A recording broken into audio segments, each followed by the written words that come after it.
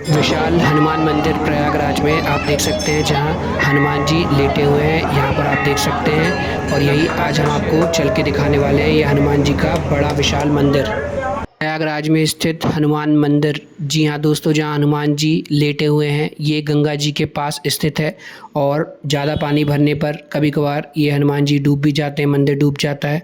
आप देख सकते हैं कितना विशाल मंदिर है जिसके यहाँ आज हम जाने वाले हैं और आप सभी को दिखाने वाले हैं। तो ध्यान से देखिए दोस्तों मंदिर।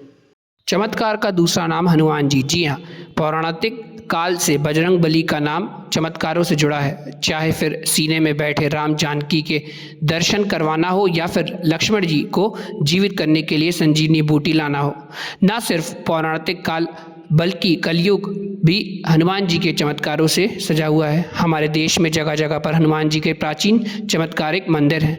इन्हीं में से एक संगम किनारे लेटे हुए हनुमान जी का मंदिर है। अपने आप में अनोखे इस मंदिर में हनुमान जी की प्रतिमा खड़ी हुई नहीं बल्कि लेटी हुई अवस्था में विराजमान है। आखिर क्या है इसकी वजह, आइए हम बताएं। संगम के किनारे स्थित इस मंदिर के बारे में कहा जाता है कि संगम स्नान के बाद यहाँ दर्शन नहीं किए तो स्नान अधूरा माना जाता है। आइए आपको बताते हैं आखिर स्थापना इसकी कैसे हुई। माना जाता है हनुमान जी की यह विचित्र प्रतिमा दक्षिण विमुखी और 20 फीट लंबी है।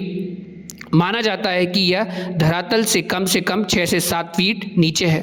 संगम नगरी में इन्हें बड़े हनुमान जी, किले वाले हनुमान जी, लेटे हनुमान जी और बांध वाले हनुमान जी के नाम से जाना जाता है।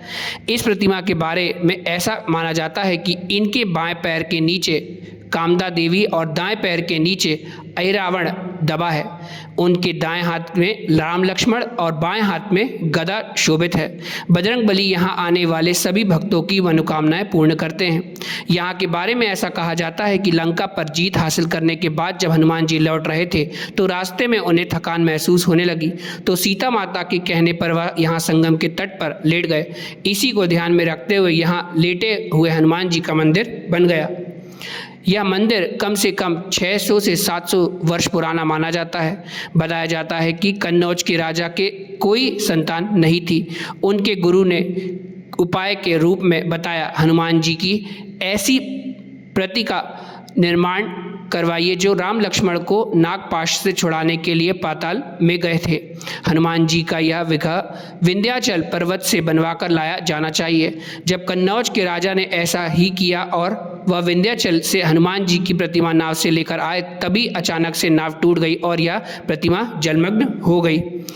तभी राजा को यह देखकर बहुत दुख हुआ और वह अपने राज्य वापस लौट गया। इस घटना के कई वर्षों बाद जब गंगा का जलस्तर घटा तो वहाँ दूनी जमाने का प्रयास कर रहे राम भक्त बाबा बाल्कीरी महाराज को यह प्रतिमा मिली। फिर उसके बाद वहाँ के राजा द्वारा मंदिर का निर्माण करवाया गया।